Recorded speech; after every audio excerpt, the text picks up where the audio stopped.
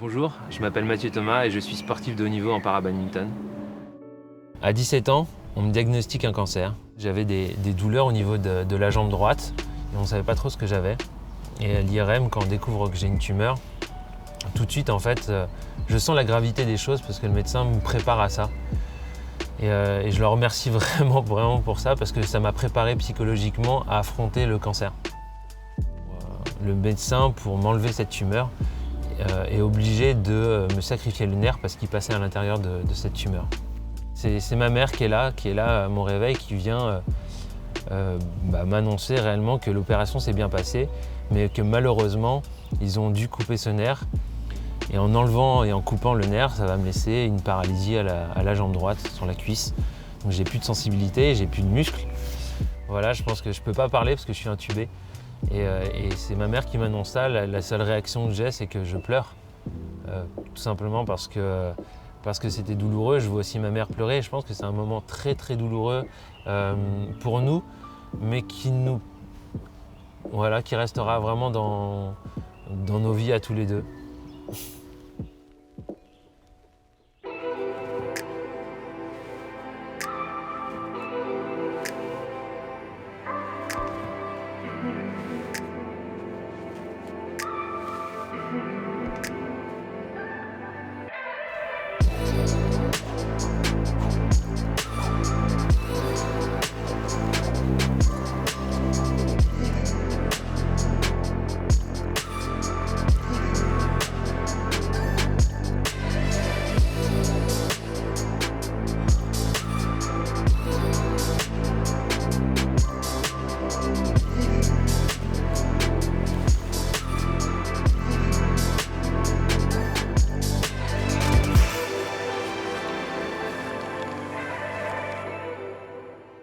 Du coup, j'apprends que j'ai cet handicap.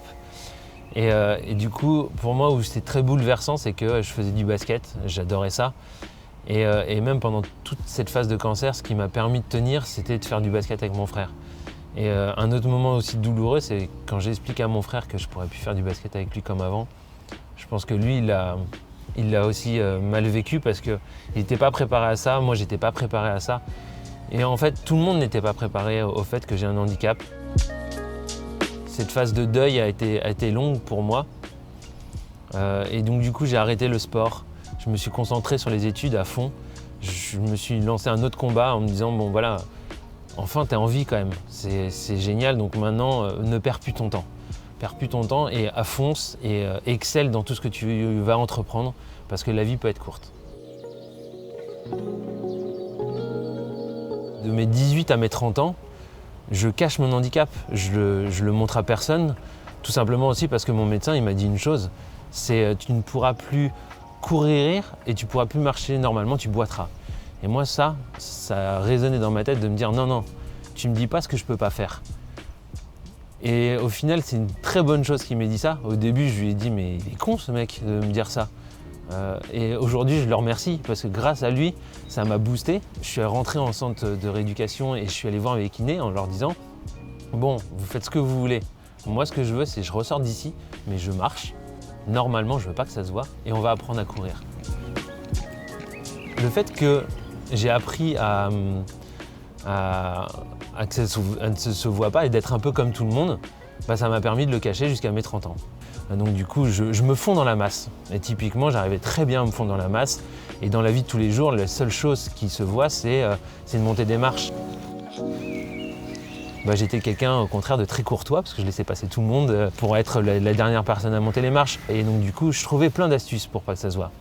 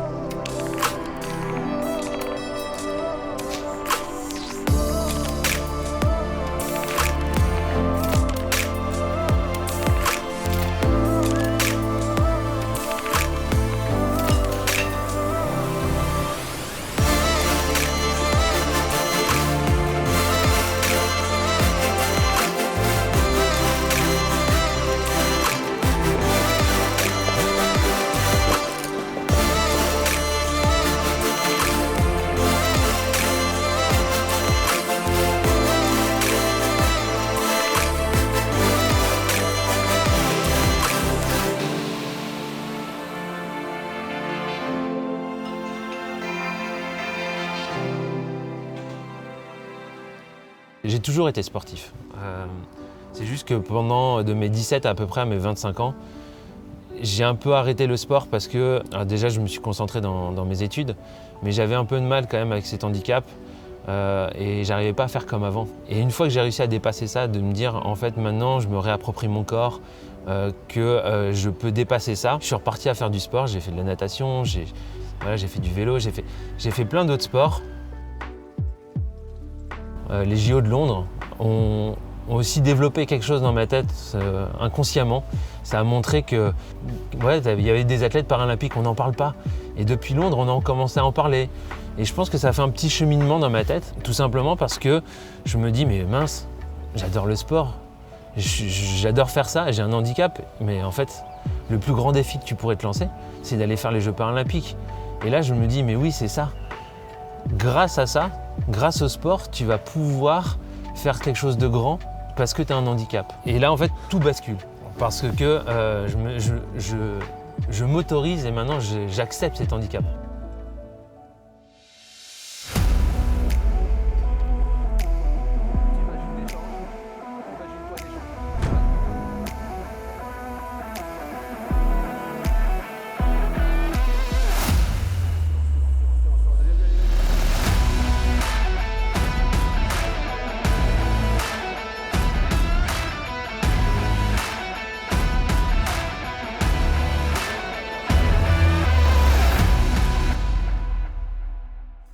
Et je découvre le badminton à 28 ans, mais vraiment par hasard. Vraiment en me disant, c'est un sport que je pratiquais à l'école, c'est ludique, je vais m'amuser, voilà, allons faire un sport ludique, je vais m'amuser.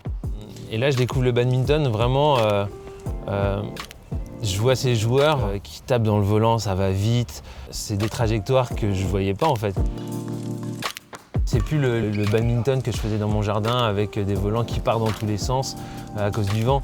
Là, on est dans une salle. Je me rends compte que en fait, le badminton que moi je connaissais, ça n'avait rien à voir. Que ça allait vite, que c'était cardio et ainsi de suite. Et moi, je tombe totalement amoureux de ça parce que je suis quelqu'un aussi assez matheux. Je trouve que le badminton, c'est ça. C'est des trajectoires, c'est de la vitesse, c'est des déplacements, c'est de l'incertitude. Et il faut anticiper le coup d'après. C'est comme des échecs au final. Moi j'adore ce jeu aussi. Il faut déplacer des pions, quitte à se faire manger ce pion-là pour tendre un piège à quelqu'un et de dire mais en fait non, je te renvoie sur un coup faible ou sur un coup fort. Tout simplement, je l'ai anticipé et derrière je vais te contrer. Et c'est ça qui est intéressant dans le bad.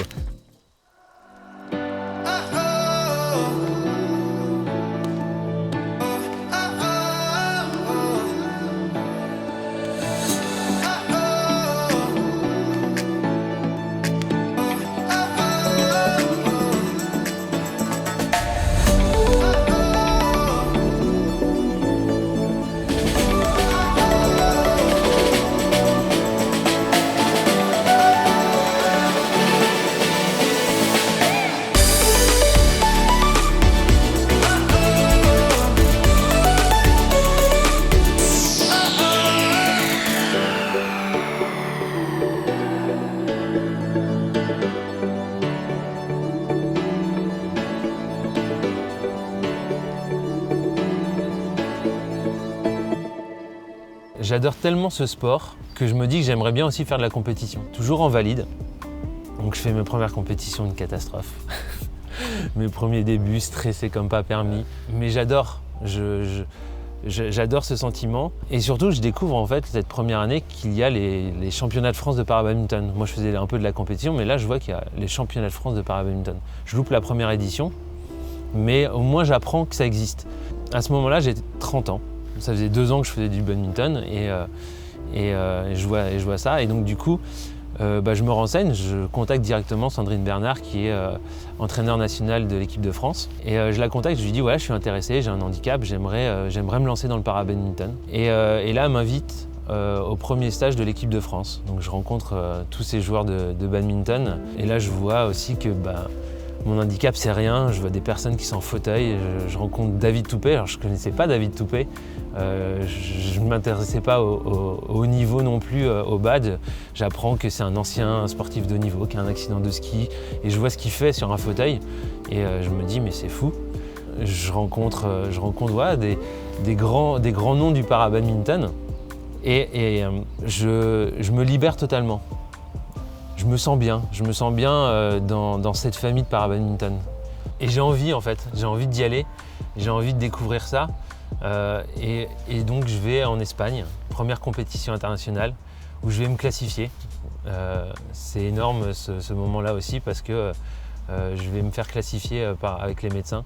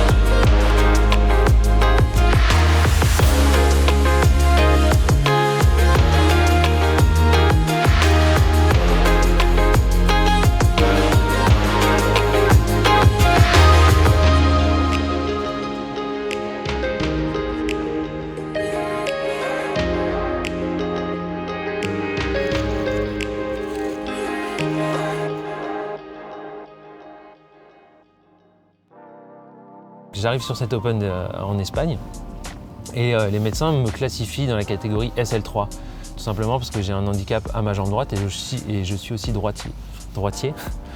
Aujourd'hui, moi la classification SL3, j'aurais pas été SL3, j'aurais été SL4 typiquement.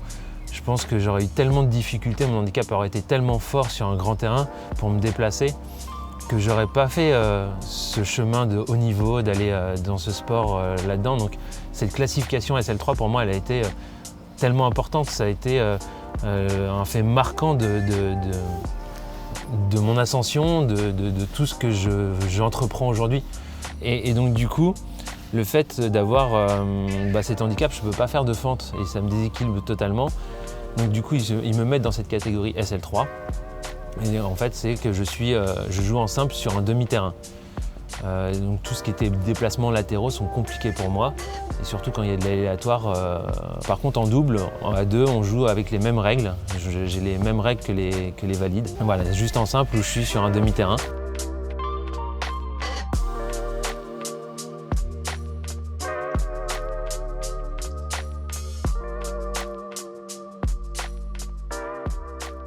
Déjà, la première chose, c'est que je suis hyper heureux d'être classifié. Je suis reconnu.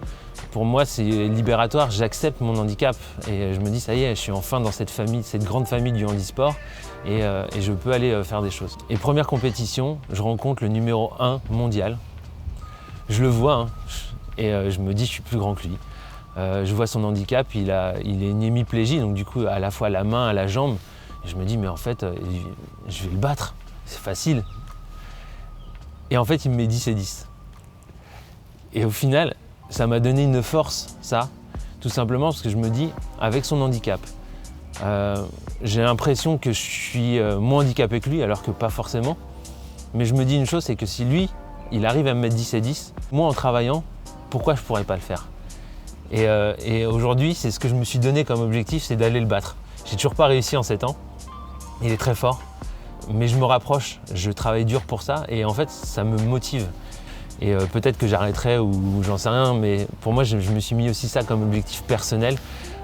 Et du coup ça a été génial lors de cette première compétition de me dire bah voilà c'est ça le niveau et c'est ça où il faut aller. Et aujourd'hui il est même plus numéro 1 mondial, il y en a une autre personne, un Indien qui est là et qui est encore plus fort. Et je me dis mais c'est fou, je le rencontre à chaque fois, il me sort des choses que j'arrive pas à faire. Et moi c'est génial parce que je me dis j'ai encore plein de choses à apprendre et il faut y aller quoi, il faut tout donner. Et pour moi c'est une aventure, je porte le maillot de l'équipe de France, c'est un rêve, j'y vais par étapes mais dans ma tête je me dis allez on peut aller encore plus loin, Et chaque étape c'est comme ça. Lors des premiers championnats de France, il y avait Com, il y avait Muriel, il y avait Vicky, ils sont venus, ils m'ont accompagné, ils m'ont soutenu, ils m'ont donné mes premiers cours de badminton. Je me rappelle de ces entraînements, je demande au comité 92 si je peux avoir 1 heure d'indiv par semaine. Voilà, je commence de loin, c'est-à-dire je fais 2 heures d'entraînement, j'ai 2 heures d'entraînement le mardi, 2 heures d'entraînement le jeudi, plus 1 heure, donc je suis à 5 heures de bad par semaine. C'est pas suffisant, mais je progresse, j'avance. J'ai envie de me prouver à moi-même que je suis capable et que le Mathieu, quand il a débuté, il avait cette envie. Et c'est ça que j'essaie de me rappeler aussi tous les jours, pourquoi je m'entraîne dur, pourquoi je fais tout ça. Oui, il y a certes la médaille olympique, mais c'est aussi de me dire, rappelle-toi, le premier match que tu as fait contre lui, t'étais pas fort, mais tu pensais l'être, et qu'aujourd'hui, tu peux le battre. Ouais, cette fierté aussi de représenter la France. Je pense que pour moi, c'est un honneur, c'est une chance inouïe. Cet handicap a été une chance parce que jamais jeune, j'aurais pensé faire les Jeux Olympiques du tout. Moi, on m'a donné une seconde vie. Donc voilà, si en plus je pourrais représenter la France aux Jeux de Tokyo, mais ça serait tellement important dans ma vie et émotionnellement, je sais que ça sera poignant. Et pareil pour Paris, et Paris, ça sera encore plus beau parce qu'on sera à la maison, on sera devant la famille, on sera sorti sûrement du Covid aussi qui nous bloque aujourd'hui. Donc voilà, c'est vraiment des grands moments que je me fixe et que j'ai envie de faire.